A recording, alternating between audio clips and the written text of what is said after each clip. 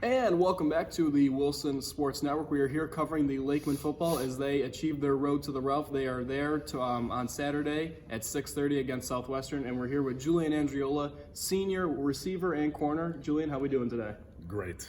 Now, first question here for you, Julian. You guys, you're on the offensive side of the ball and defense. You play both ways, as do a lot of you guys, as only have 19 guys. But what do you think has been the key for you guys offensively? You're playing receiver. What do you think has been really the main part for you guys to be able to put points on the board? What's been the main emphasis from Coach Atlas, from Bobby, from you, the captains? What's been your key from offense this year? I think our main emphasis is really just to stay efficient. We haven't had too many turnovers on offense. And another part of it, I think, is that just over the summer, guys like me, Bobby, Declan, you were even there. We would just get together, throw some passes, get the chemistry down. We've all been playing together. At least for me, I've been playing with them since I was in 8th grade, so it's just a click between all of us. Now, you might be getting tired of answering this, but I'm going to ask it to you anyway. Take me through the game-winning touchdown against Portville. That was one of the greatest plays in Wilson football history. We won the game. That was the game-winning play. The game put you guys ahead. Declan ended up making the game-winning play, but you made the game-winning touchdown from Bobby. Take me through that play. What did you see? What did Bobby see? Take me through that. So it was our vertical switch play. So kind of the slot guy goes out, outside guy goes in. Safety was kind of shading more towards Declan's side. So I kind of just took a deep breath, realized that it's probably going to go to me. I was going to be open, and, I was open. Bobby delivered, and the rest is history. It sure is history, and it will definitely go down in the history books as one of the greatest plays. Now, last one here for you. As a captain, you guys, from the beginning of the year, you guys say, we want to go to the stadium. We want to go to the stadium. This is the year. Every year you say that, but this year, you finally made it. Now you made it there. But how do you make sure that these guys aren't saying, okay, we made it, season, we're happy with this? How do you make sure that they're maybe continuing to stay hungry? What's your message from the captains? First time in 29 years, I think it's really easy to get sidetracked and just be happy to be here. But now that we're here, we got to realize we got to have an opponent in front of us that we have to beat. These Southwestern guys, they've took it to us the past 2 years, and I think a lot of us really just want revenge on them and want to get those 2 years back and really execute this Saturday. So, yeah, I think the big part of it is just keeping the bigger picture in view. Playing for a state championship at the Carrier Dome, that'd be really cool. So, yeah, just want to deliver. All right, thank you, Julian, for joining us. And next guest is Braden Thomson. And our next guest on the Wilson Sports Network is Braden Thomson. Braden, how are we doing today? Good, how are you? Doing very good. Now, first one here, let's talk about the Wilson Lakeman defense. They have been phenomenal this year. What do you think that is? Do you attribute that to great coaching by Mr. Ferry or the players? What do you think has been the key to your guys' success on defense? I definitely think coaching is a big part of that. Coach Ferry, he knows what he's doing. He's very knowledgeable on defense, and he helps us. And we play fast, too. I think playing with speed is a very important part. It allows us to play our best football, really. Now, you guys made it to the stadium for the first time since 1990. For the past 3 years, probably more than that, all we hear is we want to make it to the stadium. We want to make it to the stadium. This year, we finally did. What do you think was able for us to make it to the stadium? Why do you think we were able to do that? And how much does it mean for you as a senior and a lot of the other guys, the 13 other seniors we have? What does it mean for you? Well, I think we were able to do that because we've been playing football together for so long, and we've so close-knit. It's really special for all of us to be there, especially because the last time we went, Mr. Ferry, our coach, or Coach Ferry, I should say, he was playing in that game. So I think it's really special that now Declan and the rest of us made it there with him coaching. It's really special. It's mind-blowing that we made it. Now, the last 2 years, just gut-wrenching losses to Southwestern, both by 1 point and the 2 point. There was just some bad games for in Wilson. Good games though to watch, but tough on the losing side for Wilson. What do you think you guys will have to do this year? Now you're playing them at New Era. You don't have to play them down there to go to New Era. Why do you think this year could be the year to beat them? And what do you guys have to do in order to beat the Southwestern Trojans? Well, we need to keep up defense. Our defense has been amazing so far this year. We need to keep up our defense, play fast, physical, and our offense. We've got to run the ball better than we have the last couple of games, better than we have all season. We got to run the ball really well, and we have to be able to execute on offense when we get the opportunity.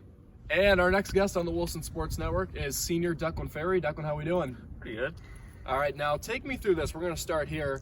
The game against Portville, semifinals to make it to the stadium. We talked to Julian about his catch, the vertical switch where he caught the touchdown, but you sealed the game. Defensive end swatted the ball down, made the interception. Take me through that play. I just got past the tackle, went to put my hands in the way of the ball, tipped it up, and just got lucky. Fell right in my hands. So.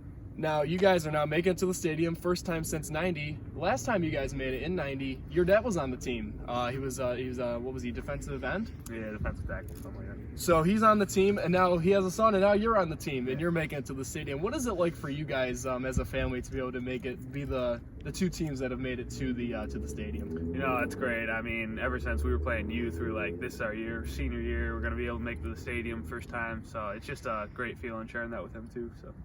Now let's talk a little bit about your future in football. Obviously, you're a big, tall kid. You're looking to play in college, I'm assuming. What's the look like? I know.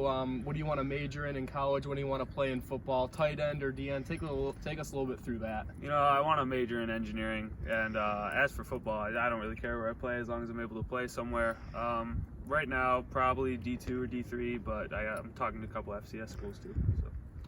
And our final guest on this segment of the Wilson Sports Network is Mr. Jufer. Coach, how are we doing? I'm doing fine. Yourself, Thomas? I'm doing great. Now, a lot of people don't know, you were the coach of the team that made it to the stadium in 1985 and 1990. The last time we made it was in 90. What do you think made it able for you guys to make it to 1990 when you guys made it to the stadium? What made you guys able to do that? Was it great players, maybe great coaching? What do you think made it able for you guys to make it to the stadium? Well, I like to take the credit for the coaching, but I had great players and a good surrounding cast. We were thin in numbers, though. We only had 19 kids in the team.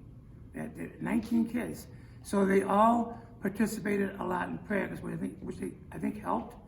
We went a lot of half line drills, so people got a lot of reps during the year.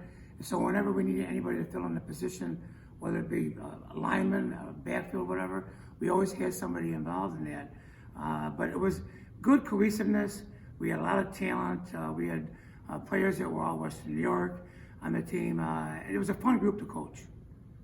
Sounds familiar, 19 guys. That's about what we have on our team until we called up JV guys for sectionals. But that's about what our team has now, about 19 guys. Is there anything from that 90 team that really sticks out for you? Maybe funny memories or anything that sticks out besides just making it to the stadium? Was there anything really specific about that team that really stands out in your head? Well, if you talked about funny, okay, I'll tell you something that's funny. We get to the stadium, and I had a manager on the team, and we get there ready to do our warm-ups. He forgot the ball bag. So we had no balls, we had no tees. So you got to go ask your opponent if you can borrow some of their balls and some of their tees, which was a little bit embarrassing, And then Dan Conser was our starting quarterback. And Dan Conser was starting quarterback in 85. In 1990, it was Marty Heilinger. Marty back then had asthma, and you could not take an inhaler back then. Now I think they allow it. So he had to come off the field during the middle of an offensive series, and our backup quarterback, who I won't mention his name right now, went out there, and he had a little bit of an accident out there, and we were wearing white pants, so you can imagine what the accident was. So we had to stop play, and he had to regroup himself, and we went on, and Marty got better and came back in the game. But I remember that. It's a big part of the game. That's funny. Hopefully none of that happens, and hopefully we remember our ball bag for Saturday night. Now, last one here. You've been to a few of the games this year. You've seen the undefeated Lakeman roll on. Hopefully we can roll it on against the Trojans this Saturday. What to you, can you see some similarities between the team of 90 and 85 and the team of 2019? Are there any similarities that you can see? Well, if you talk to Coach Atlas, he will always say to you that he learned from me. And I'm not taking any credit at all for this, but I was very meticulous in a lot of things I did in practice preparation. I always want to make sure I was ready for anything that happened during the game. Coach Atlas does that. He's ready for any situation during the game. If he has a problem in the first half, I notice every game this year. Second half, he makes adjustments at halftime. Coach Atlas gives a lot, And Matt Ferry, I coached Matt Ferry, and Matt, I was a defensive coordinator actually when Matt was playing, and Matt took over the defense, and he runs a lot of the schemes that I did back then. He loves to blitz, as you told me. He blitzes almost every play, and I think if you can blitz in high school, you can catch the quarterback off guard on the other team. So I think that they work very hard. I know you guys do work very hard, and he makes it fun. I think sports is supposed to be fun, and he makes it challenging. Sports is supposed to be challenging, and I think Coach Atlas worked very, very hard for this, and I want to say congratulations to you and to Coach Atlas and the rest of the coaches. Super, super season. Thank you very much for that.